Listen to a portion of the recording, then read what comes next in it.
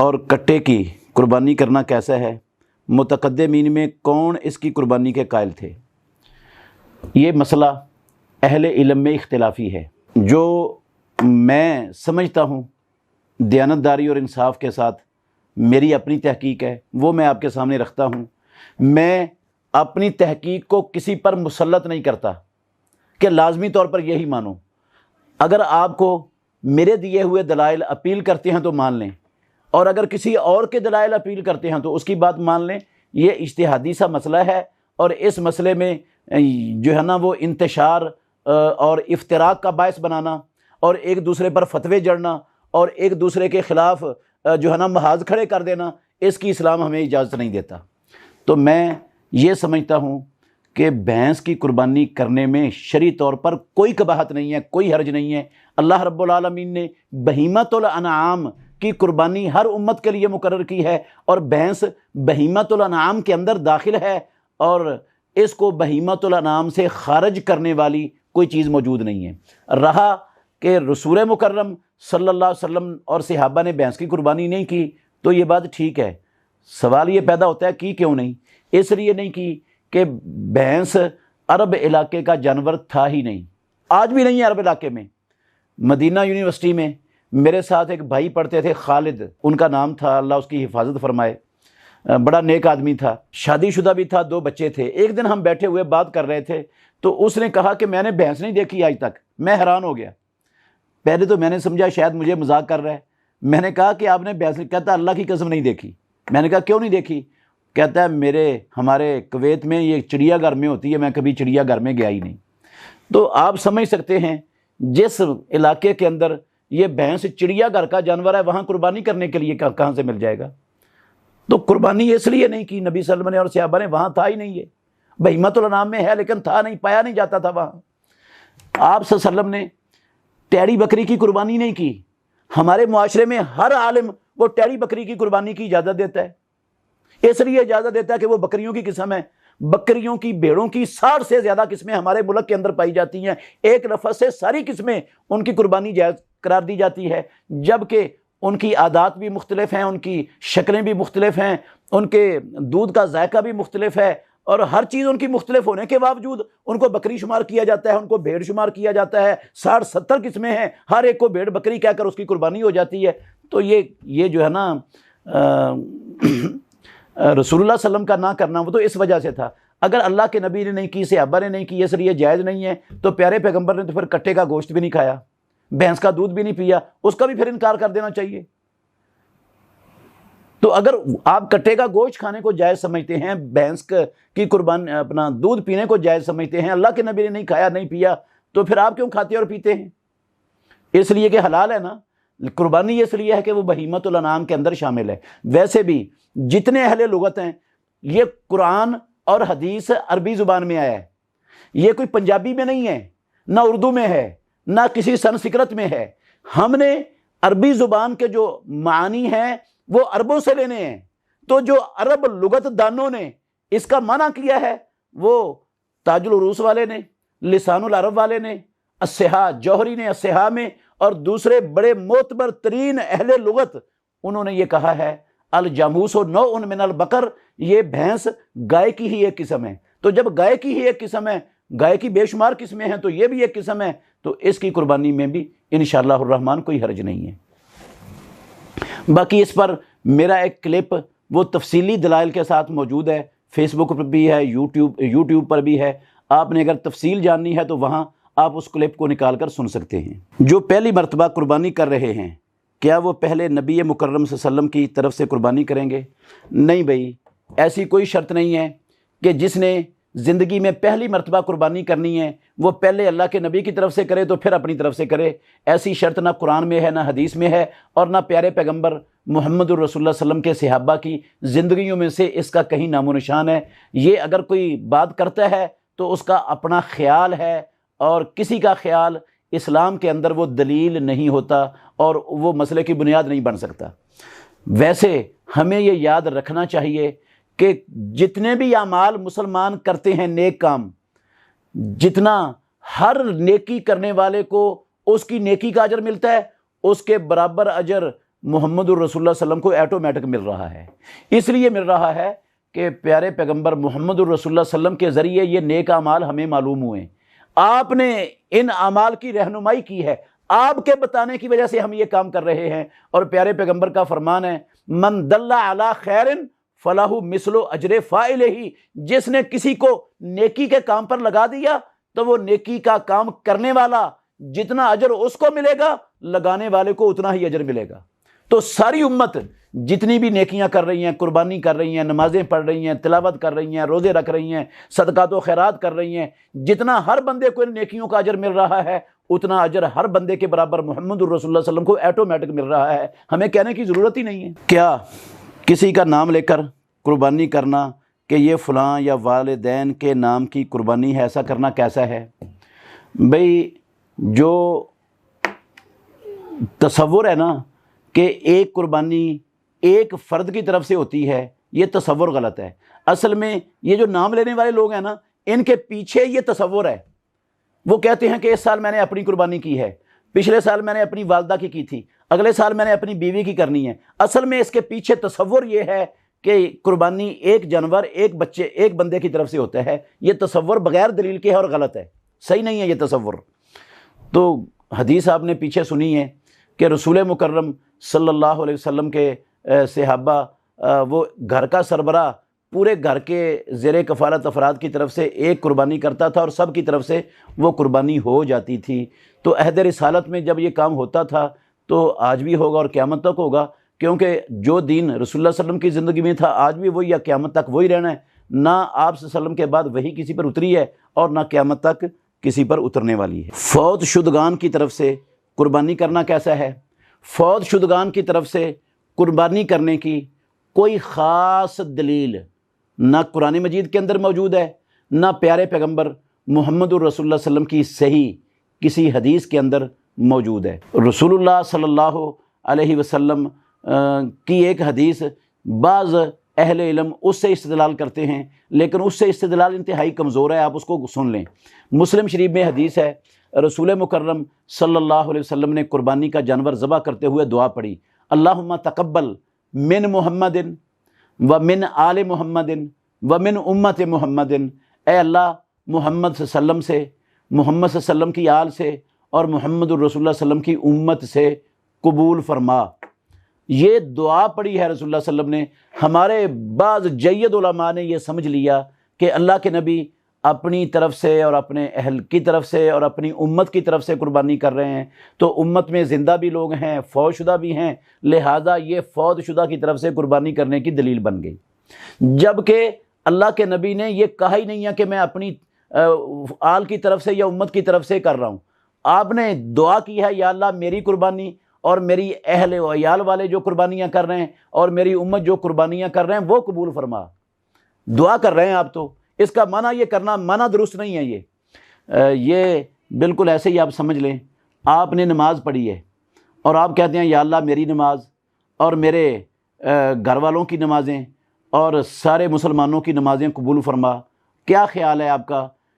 آپ کے یہ کہنے سے ساری امت کی طرف سے نماز ہو جائے گی بغیر پڑھے کے؟ نہیں، ایسا معاملہ نہیں ہے۔ تو یہ دعا تھی رسول مکرم صلی اللہ علیہ وسلم کی۔ اگر ہوتا نا امت کی طرف سے قربانی کرنے کی بات تو آپ من نہ کہتے، آپ عن کہتے، اللہم تقبل عن محمد و عن آل محمد و عن امت محمد۔ آپ نے عن کا لفظ نہیں بولا، من کا بولا ہے کہ جو وہ قربانیاں کر رہے ہیں ان کی قربانیاں قبول فرما لے، اور جو میں کر رہا ہوں میری قربانی قبول فرما لے۔ اصل مسئلہ یہ ہے۔ اور کچھ اور بھی احادیث پیش کی جاتی ہیں جو سندن پایہ ثبوت کو نہیں پہنچتی، حقیقت میں وہ ضعیف ہیں۔ راجح قول کے مطابق کوئی بھی حدیث صحیح سند سے موجود نہیں ہے فوت شدہ کی طرف سے جس میں قربانی کرنے کا وجود ہو۔ اور ضعیف حدیث یہ ہم سب جانتے ہیں کہ کسی مسئلے کی بنیاد اسلام میں نہیں بنتی، کوئی مسئلہ اسلام کا ضعیف حدیث سے ثابت نہیں ہوتا۔ خصی جانور کی قربانی کرنا کیسا ہے؟ خصی جانور کی قربانی کرنا جائز ہے، کیونکہ خصی جانور کی قربانی سے محمد الرسول اللہ صلی اللہ علیہ وسلم نے منع نہیں فرمایا۔ اگر خصی جانور کی قربانی جائز نہ ہوتی تو جس طرح آپ نے کان کٹے سے، سینگ ٹوٹے سے، بیمار سے، لنگڑے سے، پینگے سے منع فرما دیا، آپ خصی جانور کی قربانی سے بھی منع فرما دیتے۔ تو جب اللہ کے نبی نے نہیں منع فرمایا تو ہم کون ہوتے ہیں کہ اپنی طرف سے اس کو منع قرار دے دیں؟ شریعت تو رسول اللہ صلی اللہ علیہ وسلم کی زندگی میں مکمل ہو چکی تھی۔ جس جانور میں ہمارا حصہ ہے اس میں بے نماز کا بھی حصہ ہے، کیا اس سے ہماری قربانی ضائع ہونے کا خدشہ ہے؟ جی بالکل خدشہ تو ہے۔ خدشہ اس لیے ہے کہ بے نماز وہ مسلمان برادری کا فرد نہیں ہے، اور بے نماز کا کوئی عمل اللہ رب العالمین کے ہاں قبول نہیں ہے۔ جب اس کا عمل قبول نہیں ہے تو یہ قربانی بھی ایک عمل ہے، وہ بھی اس کی قبول نہیں ہونی۔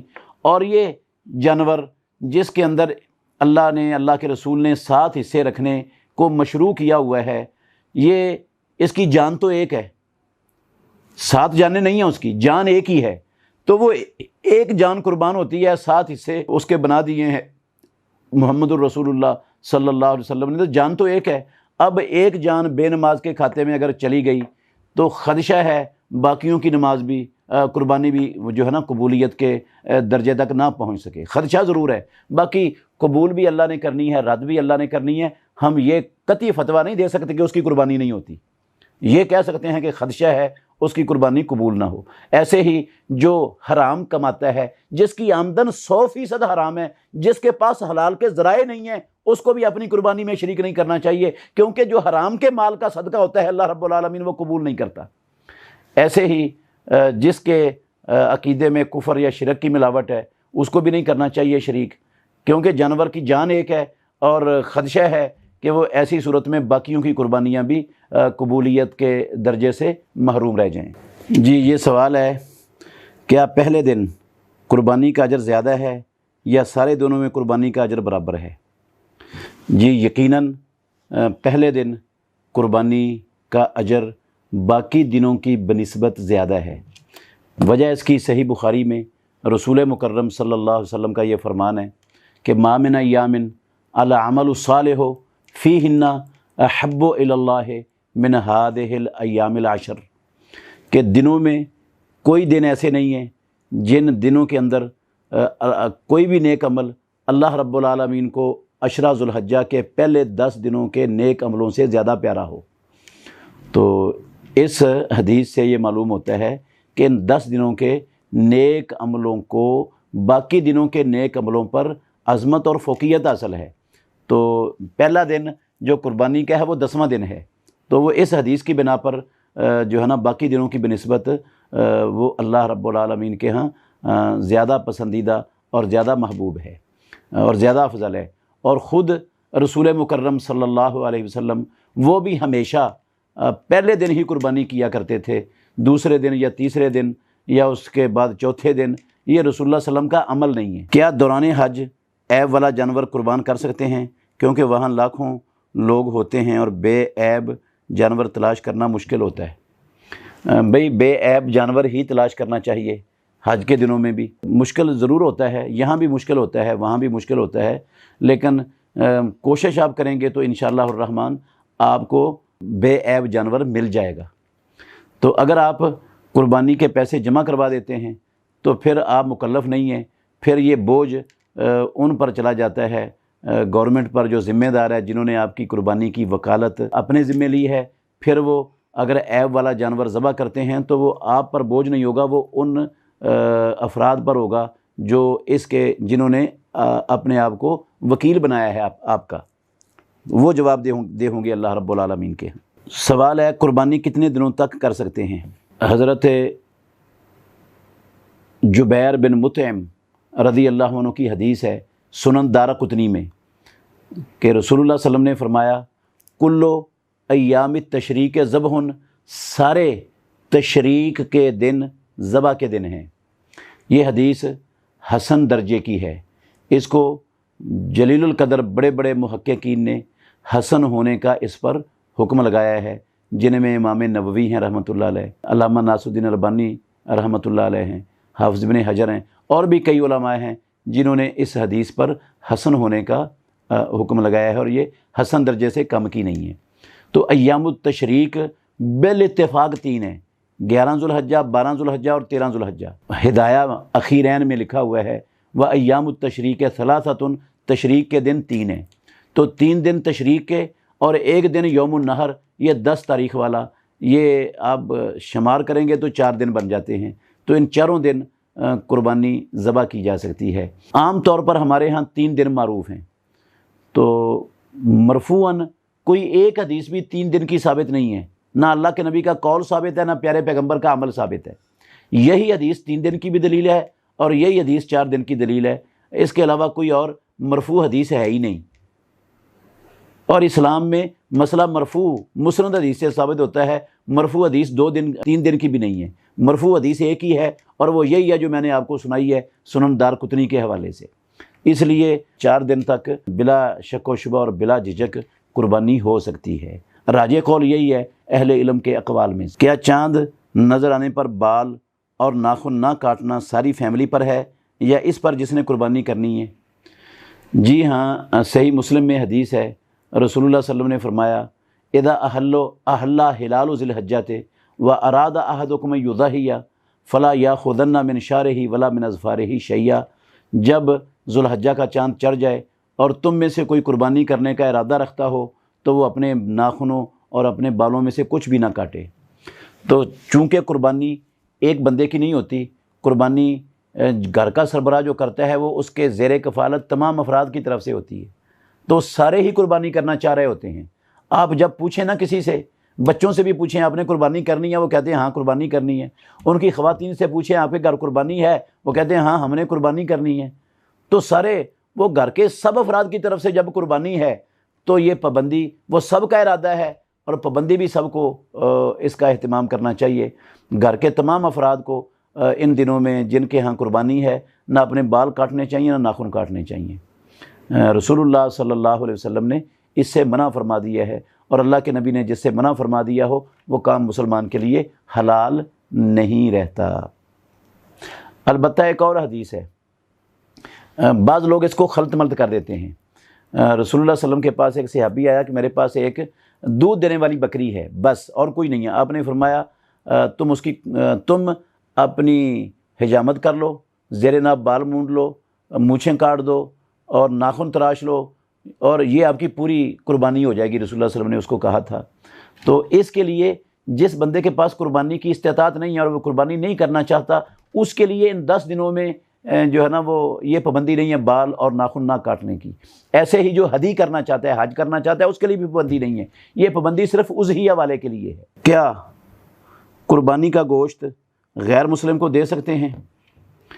جی، قربانی کا گوشت اگر آپ غیر مسلم کو اسلام کی دعوت دیتے ہیں اور وہ آپ کی دعوت کو سنتا ہے اور آپ کو غالب گمان ہے کہ یہ بندہ مسلمان ہو سکتا ہے، میری اگر کوشش جاری رکھوں، تو ایسے کافر کو قربانی کا گوشت دیا جا سکتا ہے، جائز ہے۔ یا ایسے کافر کو بھی دیا جا سکتا ہے جو بھوکا مر رہا ہو، انسانی ہمدردی کے تحت اس کی جان بچانا فرض ہے، آپ اس کی جان بچانے کے لیے اس کو قربانی کا گوشت کے سوا اگر آپ کے پاس کچھ نہیں ہے ایسے صورت میں بھی دے سکتے ہیں۔ لیکن آپ اسلام کی دعوت بھی نہیں دیتے اور وہ سننے کے لیے بھی تیار نہیں ہے، اور وہ ایسی حالت میں بھی نہیں ہے کہ اس کی جان نکل رہی ہو، تو اور اگر آپ اس حالت میں اس کو قربانی کا گوشت دیں گے تو وہ یہ سمجھے گا کہ میں جس دین پر ہوں میں بالکل ٹھیک ہوں، اسی لیے تو مسلمان اپنی جو تقرب والی چیزیں ہیں اس میں مجھے بھی شریک کر رہے ہیں اور مجھے بھی اس میں سے کھلا رہے ہیں، تو میں اپنے دین پر ٹھیک ہوں۔ یہ ایک قسم کا اس کو اس باطل دین پر رکھنے میں اس کے ساتھ تعاون ہو جائے گا، اور ایسا تعاون کرنے کی اسلام میں مسلمان کو اجازت نہیں ہے۔ اگر ایسے تعاون کی صورت نہیں بنتی تو پھر غیر مسلم کو دیا جا سکتا ہے۔ ایک آدمی کتنی قربانیاں کر سکتا ہے؟ ایک آدمی ایک قربانی تو اس پر لازم ہے اگر وہ صاحب استطاعت ہے، گھر کے تمام افراد اور اس بندے کی طرف سے اس کے زیر کفالت افراد کی طرف سے ایک جانور کفایت کر جاتا ہے یا ایک حصہ کفایت کر جاتا ہے، اور اگر اللہ کسی کو زیادہ توفیق دے تو جتنی چاہے کر سکتا ہے، پابندی کوئی نہیں ہے۔ رسول مکرم صلی اللہ علیہ وسلم نے 100 اونٹوں کی قربانی کر دی تھی، تو آپ بھی جتنی چاہیں کر سکتے ہیں، جتنی اللہ آپ کو توفیق دیتا ہے انشاءاللہ اجر ملے گا اور اللہ کا قرب بھی حاصل ہوگا۔ اسلام میں کون سی قربانی جائز ہے؟ اسلام میں بہیمۃ الانعام کی قربانی جائز ہے۔ بہیمۃ الانعام میں بھیڑ بکری قسم کے، اونٹ اور گائے قسم کے جانور آتے ہیں، یہ بہیمۃ الانعام میں آتے ہیں، بھینس بھی بہیمۃ الانعام میں، کٹا بھی آتا ہے، تو ان جانوروں کی آپ قربانی کر سکتے ہیں، اور سب سے افضل قربانی ہے اونٹ کی قربانی۔ اس کے بعد فضیلت میں ہے گائے کی قربانی، اس کے بعد فضیلت میں ہے بکرے کی قربانی، اور سب سے بعد فضیلت میں ہے دمبے کی قربانی۔ کیا قربانی کے جانور میں ایک حصہ عقیقہ کا شامل کیا جا سکتا ہے؟ بالکل بھی نہیں کیا جا سکتا۔ عقیقہ اسلام میں صرف بھیڑ بکری قسم کے جانور کا ہوتا ہے، بڑے جانور کا عقیقہ ہوتا ہی نہیں۔ آپ ایک بچے کے عقیقے میں پوری 2 گائیاں ذبح کر دیں تو وہ عقیقہ نہیں ہونا، وہ گوشت ہی ہونا ہے، آپ نے کھا لیا اور لوگوں کو کھلا دیا ہے۔ یا آپ ایک بچی کی طرف سے 1 گائے ذبح کر دیں تو وہ عقیقہ نہیں ہے، وہ گوشت ہے جو آپ نے کھایا اور کھلا دیا ہے۔ عقیقہ صرف بھیڑ اور بکری قسم کے جانور کا ہوتا ہے۔ رسول اللہ صلی اللہ علیہ وسلم نے عن الغلام شاتان مکافیاتان و عن الجاریت شاتن کہا ہے، اور شاتن کا لفظ عربی زبان کے اندر نہ گائے پر بولا جاتا ہے نہ اونٹ پر بولا جاتا ہے، شات کا لفظ بھیڑ اور بکری پر ہی بولا جاتا ہے۔ تو جب پوری گائے کا عقیقہ کرنے سے عقیقہ نہیں ہوتا تو حصے کا عقیقہ کرنے سے عقیقہ کیسے ہو جائے گا؟ جو لوگ بڑی قربانی میں حصہ ڈالتے ہیں، کیا ان کو اپنی زندگی میں 7 حصے پورے کرنے چاہیے یا 7 سال مسلسل حصہ ڈالے گا؟ بھئی اپنی زندگی میں 7 حصے پورے کرنے ضروری نہیں ہے، استطاعت کی بات ہے۔ استطاعت جتنی ہے، اگر ہر سال استطاعت ہے تو ہر سال کرے، اگر استطاعت نہیں ہے کسی سال تو نہ کرے، وہ مکلف نہیں ہے۔ تو 7 بھی حصے ڈالنا ضروری نہیں ہوتے ہیں، 7 ڈل جائیں تو ٹھیک ہے، اور اگر کم بھی ہو جائیں تو قربانی ہو جائے گی انشاءاللہ۔ 5 بھی، 6 بھی، 4 بھی، 3 بھی، 2 بھی کر دیں، 1 بھی کر دیں تو ہو جاتا ہے۔ اسی طرح زیادہ سے زیادہ 7 ہیں، کم کی کوئی حد شریعت نے مقرر نہیں کی۔ قربانی کا جانور خریدنے کے بعد کوئی عیب پیدا ہو جائے تو کیا اس جانور کی قربانی کی جا سکتی ہے؟ بالکل بھی نہیں کی جا سکتی۔ ان 6 عیبوں میں سے کوئی عیب بھی پیدا ہو جائے تو وہ قربانی جائز نہیں ہے، کیونکہ رسول اللہ صلی اللہ علیہ وسلم نے ان عیبوں والے جانور کی قربانی سے منع فرما دیا ہے۔ تو جب خریدنے کے بعد اس کے اندر عیب پیدا ہو جائے گا اور وہ قربانی کرے گا تو وہ رکا تو نہیں اس قربانی کے جانور سے جس سے اللہ کے نبی نے روکا ہے۔ تو چاہے پہلے عیب ہو چاہے خریدنے کے بعد پیدا ہو جائے، وہ قربانی میں ذبح کرنا حلال اور جائز نہیں ہے۔ اور یہ جو معروف ہے نا کہ بعض علماء فتویٰ بھی دیتے ہیں کہ ایک حدیث ہے حضرت ابو سعید خدری رضی اللہ عنہ کی کہ ان کے دمبے کی چکی کاٹ کر لے گیا تھا بھیڑیا، اور آپ نے ان کو کرنے کی اجازت دی تھی۔ پہلے تو یہ حدیث ضعیف ہے، اس میں جابر بن یزید الجوفی کذاب راوی ہے، یہ حدیثیں گھڑ کر اللہ کے نبی کی طرف منسوب کرتا تھا اور فخر کرتا تھا کہ میں نے اتنی حدیثیں گھڑ دی ہیں۔ بہت بڑا خطرناک آدمی تھا۔ مسلمانوں کا عقیدہ ہے کہ عیسیٰ علیہ السلام واپس آئیں گے، اس بدبخت کا عقیدہ تھا کہ حضرت علی رضی اللہ عنہ بھی دنیا میں واپس آئیں گے۔ تو یہ اس کا عقیدہ بھی مسلمانوں والا اہل سنت والا نہیں تھا، تو یہ بندہ بھی کذاب تھا، جھوٹا تھا، اس لیے یہ روایت اس کی کوئی حیثیت ہی نہیں۔ اس میں حجاج بن ارطاط راوی ہے، وہ مدلس ہے، اور مدلس راوی کی معانن روایت ضعیف ہوتی ہے جب وہ صحیح ہے ان کے علاوہ میں ہوتی ہے۔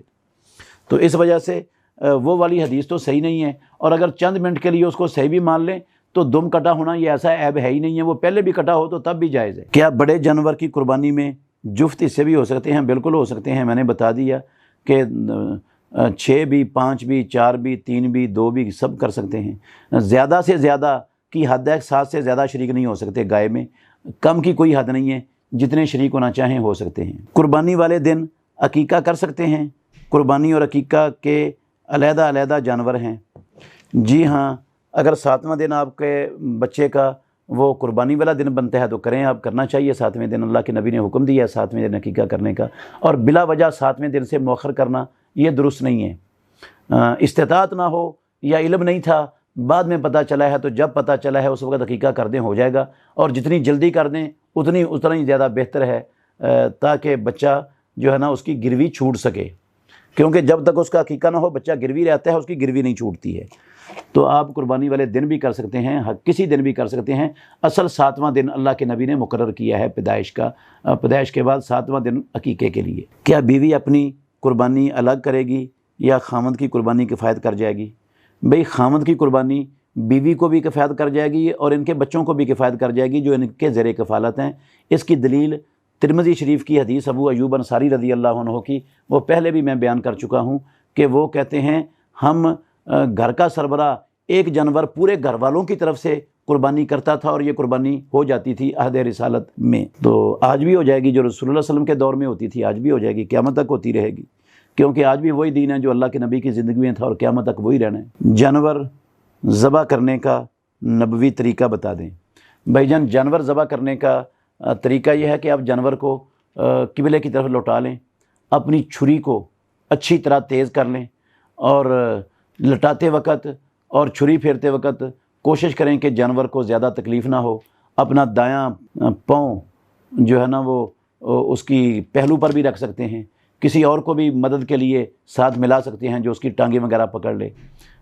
تو اس کو آرام پہنچانا چاہیے ذبیحے کو، اور چھری تیز رکھنی چاہیے، اور گلے میں چھری پھیر کر اس کی ساری رگیں، جو خوراک والی رگ ہے وہ بھی اور خون والی ساری رگیں کاٹ دیں تو یہ ذبح ہو جائے گا. اور جب اس کا خون بہہ جائے گا تو پھر جو اس کی کنڈی کے درمیان حرام مغز ہے اس کو کاٹ دیں گے. تو یہ ہے طریقہ نبوی جانور کو ذبح کرنے کا. جو جھٹکا کرتے ہیں یہ نبوی طریقہ نہیں ہے، نبوی طریقے کے خلاف ہے، درست نہیں ہے ایسا کرنا. کیا عورت جانور ذبح کر سکتی ہے؟ جی ہاں، بالکل عورت جانور ذبح کر سکتی ہے. صحیح بخاری میں حدیث ہے، ایک کعب بن مالک رضی اللہ عنہ کہتے ہیں ان کی ایک لونڈی تھی، تو اس نے دیکھا کہ ایک بکری مر رہی ہے. اس نے پتھر کی سل توڑ کر اس بکری کو ذبح کر دیا. تو رسول اللہ صلی اللہ علیہ وسلم سے پوچھا کہ آپ نے اس کو کھانے کا حکم دیا. وہ عورت نے ذبح کیا تھا اور لونڈی نے ذبح کیا تھا. اگر عورت کا ذبیحہ حلال نہ ہوتا، وہ ذبح نہ کر سکتی ہوتی، تو پیارے پیغمبر کبھی بھی اس کو کھانے کا حکم نہ دیتے. اسی طرح آثار ہیں صحیح بخاری میں، حضرت ابو موسیٰ اشعری رضی اللہ تعالیٰ عنہ اپنی بیٹیوں کو حکم دیتے تھے کہ وہ اپنی قربانی کے جانور خود ذبح کریں. قربانی کا گوشت ذخیرہ کرنے کے بارے میں شرعی حکم کیا ہے؟ جی ذخیرہ کر سکتے ہیں. امام الانبیاء محمد الرسول اللہ صلی اللہ علیہ وسلم نے جب مدینہ پہنچے ہیں تو 1 سال پابندی لگا دی تھی کہ 3 دن سے زیادہ کوئی بندہ قربانی کا گوشت اپنے گھر میں نہیں رکھے گا. تو اگلے سال پھر رسول اللہ صلی اللہ علیہ وسلم نے اجازت دے دی. آپ نے فرمایا کلو و تصدقوا وادخروا، اب قربانی کا گوشت کھاؤ بھی اور صدقہ بھی کرو اور اس کو ذخیرہ بھی کر سکتے ہو. تو اللہ کے نبی محمد الرسول اللہ صلی اللہ علیہ وسلم نے ذخیرہ کرنے کی اجازت دے دی ہے. تو ذخیرہ آپ کر سکتے ہیں، لیکن صدقہ کچھ نہ کچھ کرنا اس میں سے وہ فرض ہے. اس کو ذہن میں رکھنا چاہیے ہمیشہ. قربانی کا جانور اگر چوری ہو جائے تو کیا حکم ہوگا؟ بھئی اگر آپ کے پاس اس کے چوری ہونے کے بعد قربانی کا جانور خریدنے کی یا حصہ ڈالنے کی استطاعت ہے تو قربانی آپ پر لازم ہی رہے گی. آپ دوبارہ قربانی کریں، دوبارہ جانور خرید لیں. یہ جو چوری ہو گیا ہے انشاءاللہ الرحمن اس کے بدلے میں چور کی نیکیاں آپ کو مل جائیں گی، یا آپ کے گناہ اس پر ڈال کر اس کو جہنم میں ڈال دیا جائے گا. یہ آپ کا دنیا کا انشاءاللہ کوئی نقصان نہیں ہے، آخرت میں اس سے بہتر چیز آپ کو مل جائے گی. لیکن اگر آپ کے پاس استطاعت نہیں ہے، ایک جانور کی استطاعت تھی باقی کی نہیں ہے، دوبارہ آپ نہیں خرید سکتے، تو پھر آپ پر یہ قربانی لازم نہیں ہے. آپ گناہ گار نہیں ہوں گے اگر ایسی صورت میں قربانی دوبارہ نہیں کرتے. تو کیا نصاب زکوٰۃ سے قربانی ہو سکتی ہے؟ نہیں بھائی، نصاب زکوٰۃ سے قربانی نہیں ہوتی. زکوٰۃ وہ الگ فریضہ ہے اور قربانی الگ فریضہ ہے. آپ نصاب زکوٰۃ کا مال نکال کر اس کا جانور خرید لیں اور کہیں میں نے زکوٰۃ ادا کر دیا، تو یہ آپ کی زکوٰۃ ادا نہیں ہوگی. اس سے زکوٰۃ کے مصارف اللہ رب العالمین نے 8 جو بیان فرمائے ہیں سورہ توبہ کی 60 نمبر آیت میں، زکوٰۃ صرف انہی کو دینے سے ادا ہوتی ہے، کسی اور مصرف پر خرچ کرنے سے زکوٰۃ ادا ہوتی نہیں. تو قربانی زکوٰۃ کے پیسوں سے قربانی نہیں کی جا سکتی. اجتماعی قربانی کا صحیح طریقہ کیا ہے؟ بھئی اجتماعی قربانی کہتے ہیں کہ آپ کسی ادارے کو کہہ دیں کہ وہ آپ کی جگہ پر آپ کے جانور کو ذبح کر دے، پیسے ان کو جمع کروا دیں، تو وہ جتنے لوگوں سے پیسے جمع کر لیں سب کے جانور ذبح کریں گے، گوشت بنائیں گے اور پھر سب کے حصے ان کے گھروں میں پہنچا دیں گے. تو یہ آپ اس میں یہ ضرور خیال رکھیں کہ ایسے لوگوں کو یہ پیسے دیں اگر آپ نے اجتماعی قربانی کروانی ہے، جو واقعتاً کتاب و سنت کے مطابق قربانی ذبح کرتے ہوں، جانور کو عیبوں سے بھی پاک لیتے ہوں اور باقی ساری شرائط جو اسلام نے مقرر کی ہیں ان کا لحاظ کرتے ہوں. کیونکہ بہت سارے ادارے اور بہت سارے لوگ ان چیزوں کا لحاظ نہیں کرتے، اس لیے ایسی جگہ پر قربانی کے پیسے جمع کروا کے اپنی قربانی کو ضائع مت کریں. وہاں پر دیں جہاں ان شروط کا لحاظ رکھا جاتا ہے اور عین اسلام کی تعلیمات کے مطابق قربانیاں ذبح کی جاتی ہیں.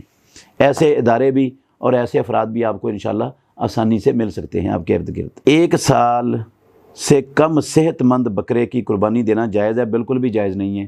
رسول اللہ صلی اللہ علیہ وسلم نے فرمایا، صحیح مسلم میں حدیث ہے، لا تذبحوا الا مسنۃ، 2 دانتے سے کم جانور مت ذبح کرو، الا ان یؤسر علیکم، ہاں اگر تم پر دشوار ہو گیا ہے 2 دانتہ جانور تو پھر فتذبحوا جزعۃ من الضان، پھر صرف بھیڑ قسم کا جزع ذبح کر سکتے ہو.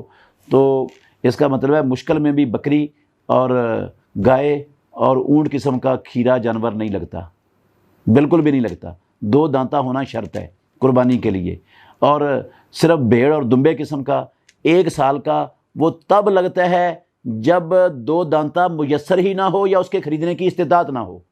और अगर ख़रीदने की इस्तिताअत है और मुयस्सर भी है, फिर आप भेड़ या दुम्बे किस्म का खीरा लेकर कुर्बानी करेंगे तो वो कुर्बानी नहीं होगी। चाहे वो कच्चा खीरा है चाहे पक्का खीरा है, ये कच्चे पक्के खीरे की इस्तिलाह ये खामखा लोगों ने घड़ ली है। किताब व सुन्नत में इस इस्तिलाह का कहीं तसव्वुर नहीं है।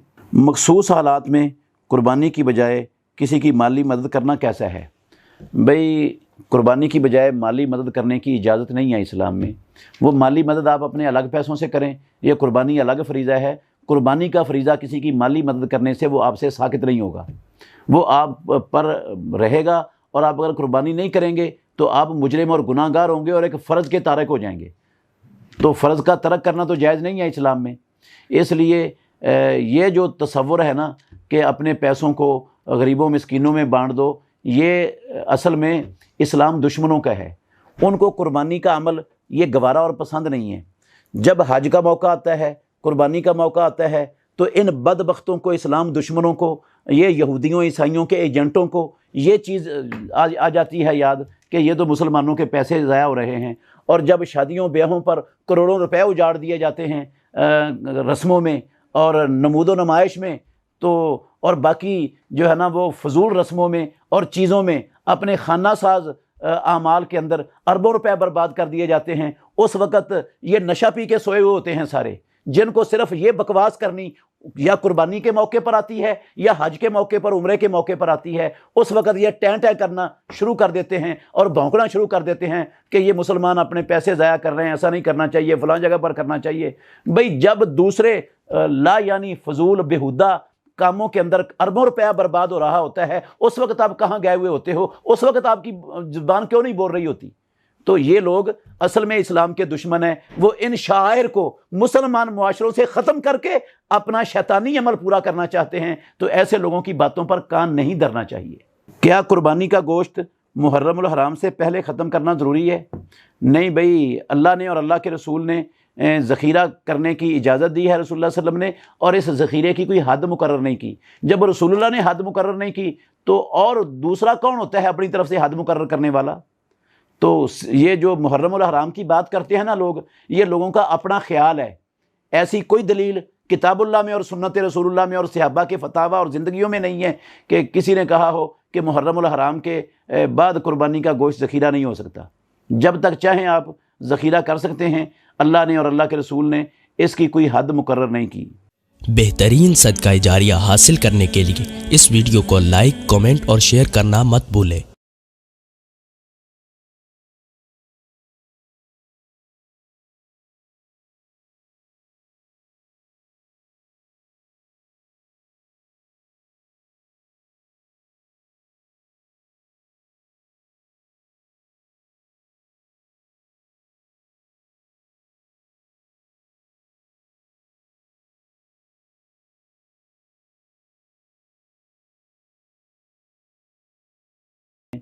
इसलिए ये जो तसव्वुर है ना कि अपने पैसों को गरीबों मिस्कीनों में बांट दो, ये असल में इस्लाम दुश्मनों का है। उनको कुर्बानी का अमल ये गवारा और पसंद नहीं है। जब हज का मौका आता है, कुर्बानी का मौका आता है, तो इन बदबख्तों को, इस्लाम दुश्मनों को, ये यहूदियों ईसाइयों के एजेंटों को ये चीज़ आ जाती है याद कि ये तो मुसलमानों के पैसे ज़ाया हो रहे हैं। और जब शादियों ब्याहों पर करोड़ों रुपए उजाड़ दिए जाते हैं रस्मों में और नमूदो नुमाइश में, तो और बाकी जो है ना वो फजूल रस्मों में और चीज़ों में अपने खाना साज आमाल के अंदर अरबों रुपए बर्बाद कर दिए जाते हैं, उस वक़्त ये नशा पी के सोए हुए होते हैं सारे, जिनको सिर्फ ये बकवास करनी या कुर्बानी के मौके पर आती है या हज के मौके पर, उम्रे के मौके पर आती है। उस वक़्त ये टैं टैं करना शुरू कर देते हैं और भौंकना शुरू कर देते हैं कि ये मुसलमान अपने पैसे ज़ाया कर रहे हैं, ऐसा नहीं करना चाहिए, फ़लाँ जगह पर करना चाहिए। भाई, जब दूसरे ला यानी फजूल बेहुदा कामों के अंदर अरबों रुपया बर्बाद हो रहा होता है, उस वक़्त आप कहाँ गए हुए होते हो? उस वक़्त आपकी ज़ुबान क्यों नहीं बोल रही होती? तो ये लोग असल में